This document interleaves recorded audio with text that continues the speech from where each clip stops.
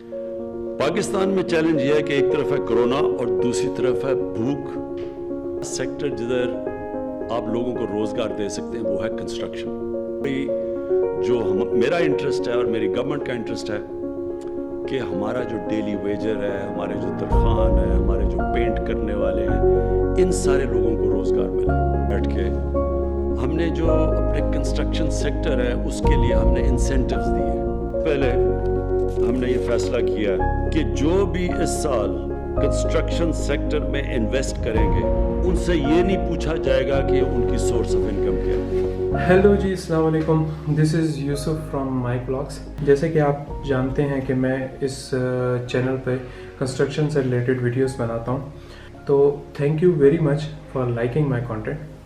अच्छा, current lockdown की वजह से सारी दुनिया की तरह पाकिस्तान की मईशत भी सफ़र कर रही है। तो इस गिरती हुई मईशत के लिए पाकिस्तान के प्राइम मिनिस्टर इमरान खान साहब ने कंस्ट्रक्शन सेक्टर के लिए एक स्पेशल इंसेंटिव यानी खुसूसी मराहत का ऐलान किया। अब वो खुसूसी मराहत हैं क्या क्या और उनका फ़ायदा किस किस को होगा वो आप देखेंगे इस वीडियो में।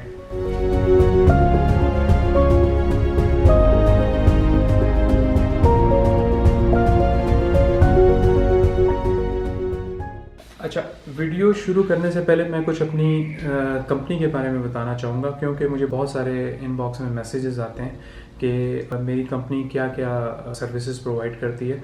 तो बेसिकली मेरी कंपनी जो है हर तरह की रेजिडेंशियल और कमर्शियल कंस्ट्रक्शन, इसके अलावा हम लोग हार्ड एंड सॉफ्ट लैंडस्केपिंग की डिज़ाइन और इम्प्लीमेंटेशन करते हैं। तो अगर आपको इस तरह की कोई सर्विस हमसे चाहिए हो तो आप दिए गए नंबर पर आप हमें कॉल कर सकते हैं। अब आते हैं हम लोग उन स्पेशल इंसेंटिव्स की तरफ जो कंस्ट्रक्शन सेक्टर के लिए प्राइम मिनिस्टर साहब ने उनका ऐलान किया। अच्छा, बेसिकली मैं ये कर सकता था कि जो पॉइंट्स प्राइम मिनिस्टर ने कहे हैं मैं उनको उसी तरह एक्सप्लेन कर सकता था, लेकिन जैसे कि आप जानते हैं कि इस चैनल पे मैं आपको कंस्ट्रक्शन की हर वीडियो स्क्रैच से समझाता हूँ ताकि वो एक लेमैन को समझ आ जाए, मतलब एक आम आदमी को समझ आ जाए। तो इसी तरह जैसे आप नेट पे बहुत सारी वीडियोस आपको मिल जाएंगी, उन्हीं की तरह मैं इन पॉइंट को रिपीट भी कर सकता था, लेकिन इसको मैं एक एक पॉइंट को मैं एक्सप्लेन करूंगा और मैं आपको बताऊंगा कि इसका फ़ायदा किस किस को हो सकता है और इसके अलावा इस पूरे इंसेंटिव में लूप होल्स क्या क्या हैं। तो चलते हैं सबसे पहले पॉइंट की तरफ। अगर आप अपना पैसा इन्वेस्ट करेंगे कंस्ट्रक्शन सेक्टर में तो आपसे आपका सोर्स ऑफ इनकम नहीं पूछा जाएगा। अब इससे फ़ायदा होगा 3 किस्म के लोगों को, मतलब इन्वेस्टर्स को, वर्कर्स को और इसके साथ साथ मटेरियल प्रोड्यूसर्स को। अब इन्वेस्टर्स के पास जितना अनडिक्लेयर्ड मनी है वो सारा कंस्ट्रक्शन सेक्टर में वो इस्तेमाल कर सकते हैं। इस तरह ये होगा कि लोगों के पास जितना भी कैश घरों में पड़ा हुआ है जो अनडिक्लेयर्ड है वो कंस्ट्रक्शन सेक्टर में लगाएंगे, जिससे ये होगा कि कंस्ट्रक्शन ज़्यादा से ज़्यादा होना शुरू हो जाएगी और इसका फ़ायदा डायरेक्टली पहुंचेगा अर्बन लेबर को। जब कंस्ट्रक्शन ज़्यादा से ज़्यादा हो जाएगी तो इसकी वजह से जो करंट लॉकडाउन की वजह से जो अनएम्प्लॉयमेंट क्रिएट हुई है वो कम हो जाएगी, और जो इसके साथ रिलेटेड बिजनेसेस हैं, मतलब सीमेंट इंडस्ट्री है, स्टील इंडस्ट्री है, इसके साथ टाइल्स हैं, टाइल बनाने वाले हैं, हार्डवेयर बनाने वाले हैं, जितने भी लोग हैं वो लोग इससे फ़ायदा उठाएंगे और वो ऑटोमेटिकली वो इंडस्ट्री भी काम करना शुरू कर देगी। जितने लोग उस इंडस्ट्री उस बिजनेसेस में काम करते हैं तो उनका रोज़गार भी खुल जाएगा। इसका ओवरऑल फ़ायदा हमारी इकॉनमी पे काफ़ी होगा। अब दूसरे पॉइंट में, अगर आप अपनी बिल्डिंग बना रहे हैं तो आपको एक फ़िक्स टैक्स देना पड़ेगा, क्योंकि इसका कोई डॉक्यूमेंट अभी तक नहीं आया किसी भी वेबसाइट पे। तो अभी तक ये कहा जा रहा है कि जो भी कंस्ट्रक्शन होगी आपको कवर्ड एरिया के मुताबिक एक सर्टेन परसेंटेज आपको एज अ टैक्स देनी पड़ेगी, ठीक है। लेकिन इसमें सबसे बड़ा जो अभी तक प्रॉब्लम है वो एक नया वैल्यूएशन सिस्टम आएगा जिसकी जिम्मेदारी FBR पे डाली गई है। तो अभी तक ये इम्प्लीमेंट होने के सूरत में नहीं है। अच्छा, जो तीसरी जो चीज़ है, आप कोई भी बिल्डिंग मटेरियल परचेज करते हैं तो आपको कोई विदहोल्डिंग टैक्स नहीं देना पड़ेगा, ठीक है। इसका फ़ायदा होगा बड़े बड़े गवर्नमेंट कंट्रैक्टर्स को, ठीक है। इसके अलावा वो जो सप्लायर्स हैं उनको भी होगा इसका फ़ायदा। तो हो सकता है कि आपके जो मटेरियल के रेट्स हैं, वो कंस्ट्रक्शन मटेरियल के रेट्स हैं, वो नीचे आ जाए। लेकिन इसमें दो इंडस्ट्रीज़ को इंक्लूड नहीं किया गया, एक सीमेंट को और दूसरा स्टील को। इन दोनों को इंक्लूड नहीं किया गया। इन पे फिर भी विद होल्डिंग टैक्स आपको देना होगा। इसके अलावा बाकी जितने भी मटेरियल्स हैं उनकी परचेजिंग पे आपको किसी किस्म का विद होल्डिंग टैक्स नहीं देना पड़ेगा। अभी जितने पॉइंट्स मैंने बताए हैं तो उसका फ़ायदा या तो कंस्ट्रक्शन बड़े बड़े बिल्डर्स को हो रहा था या गवर्नमेंट कॉन्ट्रैक्टर्स को हो रहा था, ठीक है। ये जो पॉइंट है ये डायरेक्टली फ़ायदा होगा आम आवाम को, ठीक है। अगर आप अपना घर बेचते हैं तो आपको कोई कैपिटल गेन टैक्स नहीं देना पड़ेगा। इस पॉइंट को एक्सप्लेन करने से पहले मैं आपको अपना पाकिस्तान का टैक्सेशन सिस्टम समझा दूँ। अगर आप कोई भी प्रॉपर्टी सेल या परचेज करते हैं तो आपको 3 किस्म के टैक्सेस देने पड़ते हैं। 2 आपके पास प्रोविंशियल टैक्स होते हैं और एक जो है वो फेडरल टैक्स होता है। जो प्रोविंशियल टैक्सेस होते हैं उसमें एक कैपिटल वैल्यू टैक्स होता है जो बायर को देना पड़ता है, और वो एक certain percentage of DC rate होता है। डीसी रेट क्या चीज़ है? डीसी रेट वो वैल्यूएशन सिस्टम है जो बहुत टाइम से चलता आ रहा है। आपकी लैंड की, आपके हाउस की एक वैल्यू निकाली जाती है और उस वैल्यू का आपको एक certain percentage as a CVT देना पड़ता है, ठीक है। लेकिन अब ज़रूरी नहीं है कि वो जो वैल्यू होगी वो एक्चुअल वैल्यू के बराबर होगी। तो नॉर्मली ये होता है कि जो एक्चुअल वैल्यू है वो बहुत ज़्यादा होती है और जो डीसी रेट है वो बहुत कम होता है।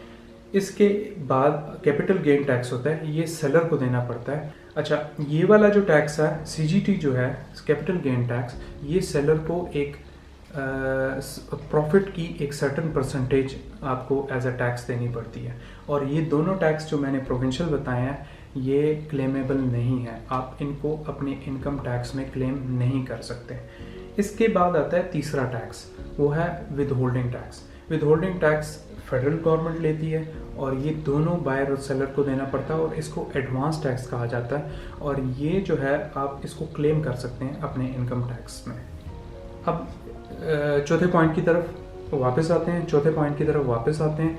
इसका मतलब है कि आपको अपने हाउस को सेल करने पे कोई कैपिटल गेन टैक्स नहीं देना पड़ेगा। कुछ सूबों में ये 5% है, कुछ सूबों में ये 2% है, ठीक है। आप अपने सूबे के मुताबिक इसको दे सकते हैं। मतलब ये है कि इससे होगा ये कि ज़्यादा से ज़्यादा लोग अपना जो है ना वो घर सेल करना चाहेंगे और इससे मार्केट की इन्वेंट्री बढ़ेगी और जो रियल एस्टेट एजेंट्स को इसका काफ़ी फ़ायदा होगा। ये बात याद रखें कि अभी मैंने बात की है हाउस सेल्स की, तो इसका मतलब है आपको प्लॉट के ऊपर स्टिल आपको कैपिटल गेन टैक्स देना पड़ेगा। पॉइंट नंबर 5 की तरफ आते हैं कि परचेजिंग ऑफ मटेरियल्स पे एक्साइज ड्यूटी और सेल्स टैक्सेस को रिड्यूस किया जा रहा है ताकि इनकी प्राइसेस को रिड्यूस किया जा सके। अच्छा, जरा पॉइंट उन लोगों के लिए बहुत अहम है जो अपना पहला घर बना रहे हैं। अगर आप अपना पहला घर परचेज या सेल करना चाहते हैं तो आपको किसी किस्म का कोई टैक्स नहीं देना पड़ेगा। ये पॉइंट जो मैंने बताया ये अभी तक किसी डॉक्यूमेंट में नहीं है। ओवरऑल जितना भी स्पेशल इंसेंटिव का ऐलान हुआ था इसका कोई अभी तक डॉक्यूमेंट नहीं आया। कुछ नेट पे डॉक्यूमेंट है लेकिन मैं किसी वेबसाइट से ऐसा डॉक्यूमेंट नहीं ढूंढ सका जिसमें मुझे ये कंफर्म हो जाए कि ये चीज़ उस स्पेशल इंसेंटिव में ये इस चीज़ को इंक्लूड किया गया है। लेकिन इसके लिए सबसे बड़ा जो एक ऑब्स्टेकल है वो ये है कि आप प्रोविंसेस को कॉन्फिडेंस में लेना पड़ेगा इन सीजीटी और सीवीटी को ख़त्म करने के लिए। तो लेट्स सी सूबे क्या फ़ैसला करते हैं। उसके बाद सबसे एक अच्छी न्यूज़ कंस्ट्रक्शन सेक्टर के लिए वो ये है कि कंस्ट्रक्शन सेक्टर को इंडस्ट्री का दर्जा दे दिया गया। इससे फ़ायदा क्या होगा? वो पेशा किसी भी मुल्क में बहुत सारे लोगों का रोज़गार मुंसलिक होता है, उसको कोई भी मुल्क उससे एक इंडस्ट्री का दर्जा दे देती है। उससे होता क्या है, जैसे आपके पास एक टेक्सटाइल इंडस्ट्री है तो हो सकता है कि टेक्सटाइल इंडस्ट्री को एक जो उनकी बिजली के बिलों में या उनके गैस के बिलों में एक कोई स्पेशल सब्सिडी दी जाती हो, ठीक है। इसी तरह एक बोर्ड बना दिया गया है जिसका नाम कंस्ट्रक्शन इंडस्ट्री डेवलपमेंट बोर्ड है।